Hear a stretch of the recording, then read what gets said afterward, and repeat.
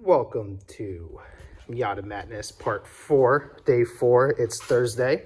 My craziness is still all over the floor here. I gotta get that all cleaned up before I get started here. Start off fresh. Had a good night's sleep, had a good breakfast, so ready to tackle today and see whatever craziness this car has to offer for me.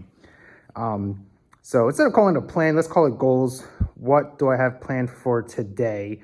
Obviously, the front end is not getting done due to the fact that I'm waiting on a lot of parts for the front. If I can't get that tie rod stud out of that spindle, I already have a new spindle on order, waiting for the lower ball joint to show up, and then that should complete the passenger side. I already got the new tie rod end on. For the driver's side, if you guys saw the last video, the Megan Racing motor mount, the bottom stud that goes in the subframe right here, snapped off on me. I don't know how, but yeah, that is on order again.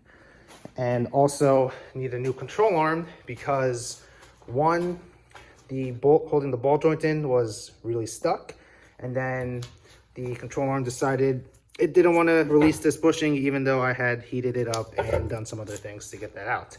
So got a new control arm coming in for that one as well too.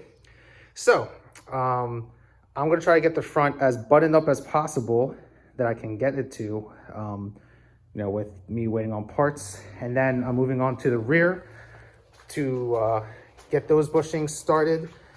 Just doing the upper and lower control arms. I am not doing the differential bushing at the moment, just for time's sake. Still gonna be doing the brake lines. So basically what I'm doing to the front, but just to the rear. Hopefully it's not that bad. For the sway bar, I'm actually removing it. If you track a Miata, you should know that the rear sway bar really doesn't do much.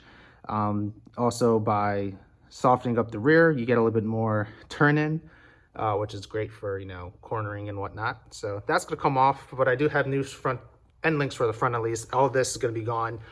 Maybe later down the road, I'll get an adjustable one with, better end links and a beefier sway bar for the rear, depending on, the power and the tires that I run. But for the moment, deleting that will do just fine. So as always, I'm going to shut up real quick and get started.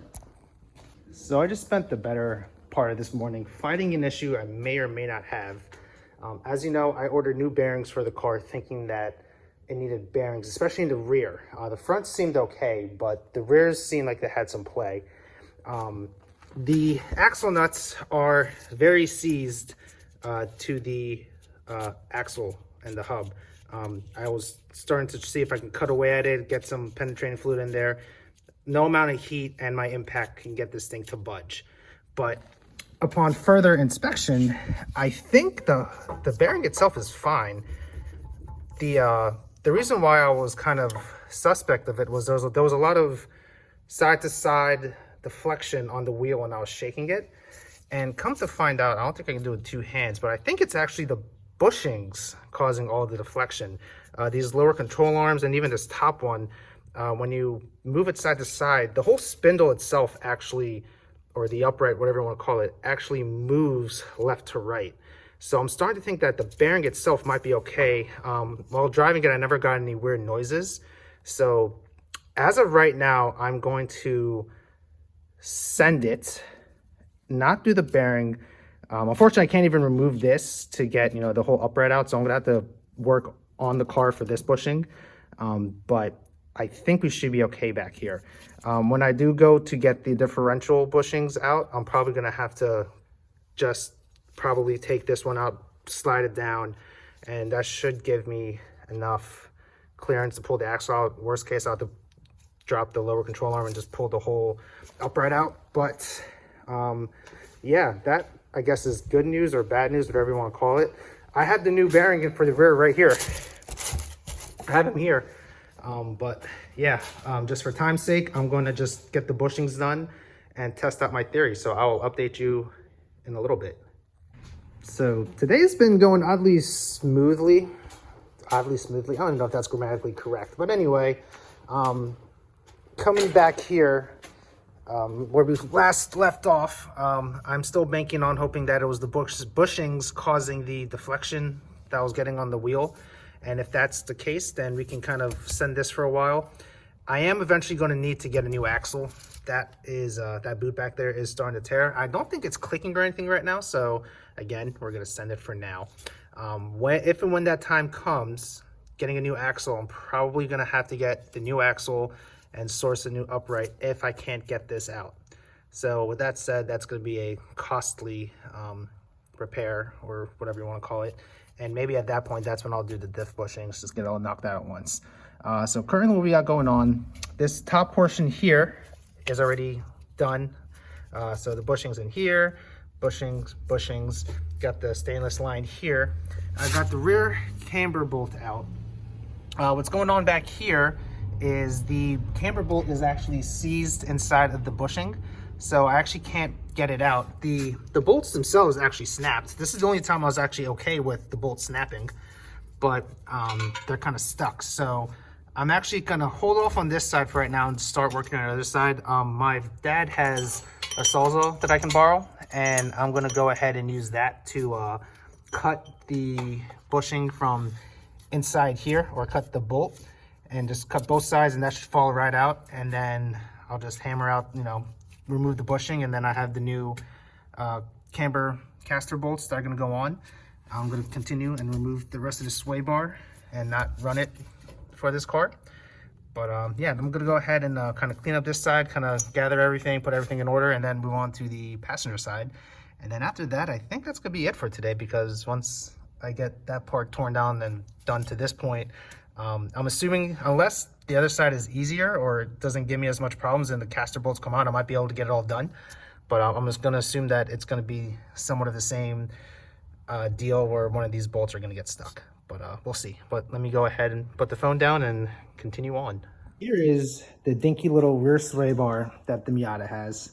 As you can see, between this bushing and this bushing, it's pretty much rotted out. So let's see how useful it was. Oh, so it had some tension to it. I've seen videos of people where these things have been so rotted out. Oh, hold on. There it is. Look at that.